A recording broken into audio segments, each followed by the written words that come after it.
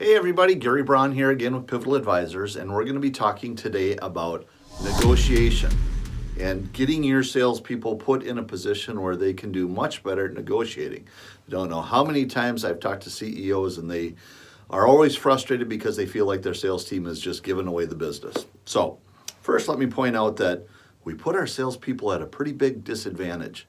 If you think about the people that they are negotiating with, they've been trained on that stuff. Probably more than once. And then our salespeople have never been trained on it. We'll come back to that one. So we're going to talk about 5 tips for negotiating more effectively. And the first one is tie your product or service or whatever you're selling to the impact it has to the company. Now, say you sell a product that costs $100,000. That's a lot of money. And a lot of salespeople will go, $100,000, hey boss, if we bring it down to $90,000, we can win this deal. And they go back and forth on the price. I always like to go back and go, well, what impact is it going to have on the company if they buy it and implement it successfully? And if you came back and you learned that it's going to save them, I'll make up a number, $500,000, $1 million, or whatever, over the next 3 years, do we need to discount it all? I don't think so. If we can show that this $100,000 investment is going to save you $500,000 over the next 3 years, why would you discount a penny?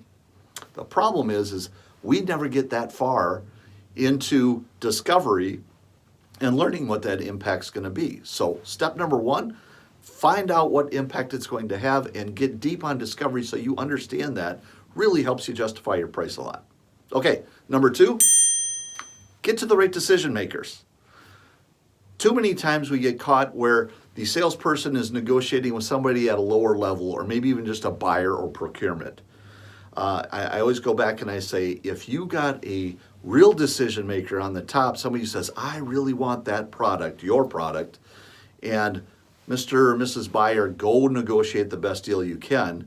If that buyer came back and said, yeah, I didn't get you what you wanted, but I saved you money, that person up top is upset. I need to understand who that person is so I can help them justify my price and whatnot. And again, if I can tie it back to the impact it has in the company, that helps even more. So understand who all your decision makers are.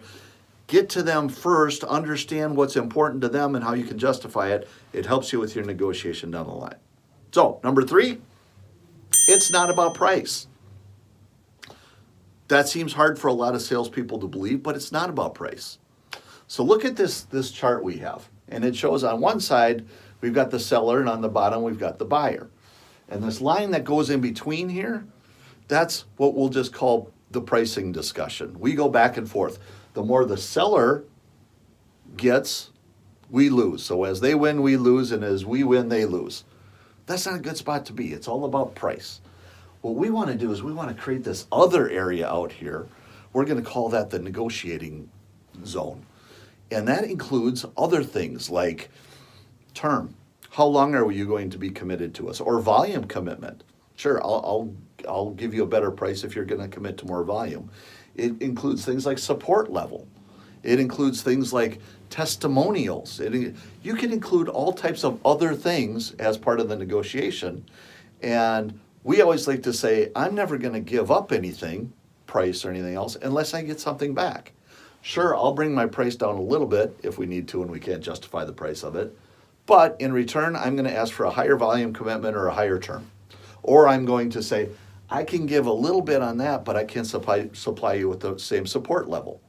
You get the idea. So let's get out of this pricing conversation and get more into the negotiating, which includes more items than just price. So that's number 3. Number 4, know when to walk away. Before you even start a negotiation, you should consider, here is my minimum when it comes to price or term or volume or other considerations that say, if I get to this point and I can't get a deal, walk away. Because too many times you'll keep going up the tree and begging for more types of things from your own boss. It's just a bad spot to be in. Know where your limits are and know when to walk away. Establish that before you even start the conversations or have guidelines. And the last one, number 5, invest in training. The people you're negotiating with have been practicing this for years. They've been trained on it. They get brushed up on it all the time. If you have your salespeople who have never been trained on that, who don't know how to tie it to impact, who don't know how to tie it to other things other than price, they're at a huge disadvantage. Get them some training on how to negotiate better. So, 5 tips can make your negotiating better. The easy part is to talk about it. The hard part is to actually go execute it. If you'd love to talk to us about how you can execute better on these types of things, we'd love to talk to you. Come to our website, pivotalitadvisors.com. Send us an email at info@pivotalitadvisors.com. Keep watching our YouTube channel. We'd love for you to subscribe and keep watching what we do. But we want to help you be better negotiators. Please contact us.